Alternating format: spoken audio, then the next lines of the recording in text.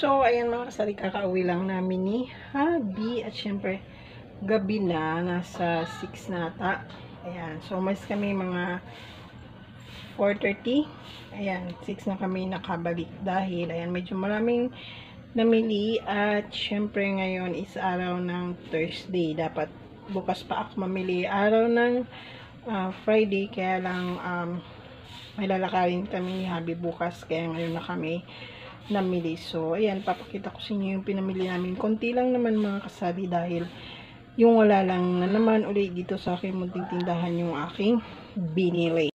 So, ito yung aking mga binili mga kasari. Isang transparent. Syempre, puro chichirya. Dahil yung ating mga pachichirya, ayan, wala nang laman, oh. Tapos, namili ako ng kakaunting mga pa-biscuit dahil yun yung wala talaga sa akin. Dapat nung nakaraan ko pa gustong bumili ng mga biscuit, kaya lang pinaubos ko na muna kasi matagal-tagal din bago nabos yung mga pa-biscuit ko na yun. So ngayon namili ako. Ayan, ilang piraso lang. So namili ako ng mga pakal cheese. Ayan. So ang dagdag din ako ng magic sarap. So ito yung aking mga pinamili.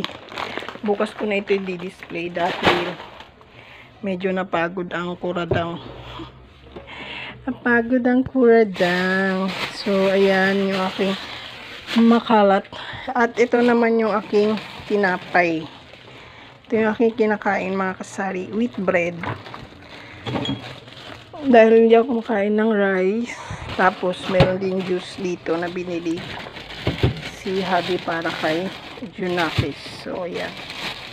Ito talaga yung binibili ni Habi para kay Junakis. So, ayan, kung nakita nyo, oh, wala na rin talagang laman yung aking pastante, kaya napabili ako. At syempre, yung aking mga pa-noodles, meron pa.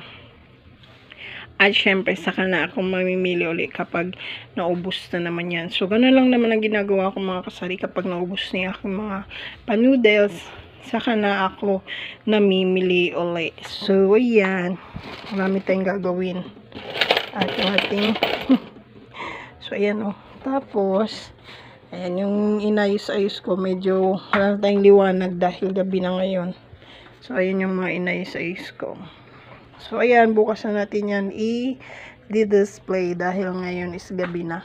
At medyo tinatamad na si Kuradang. At, ayan, gabi na rin kasi maglalagay tayo ng ilaw sa labas dahil walang ilaw sa labas. Ayan. So, ayan, may ilaw na. May ilaw na. Gabi na rin kasi mga kasari, nasa 6 na. So, ito mga lalagyan natin ng tubig yan.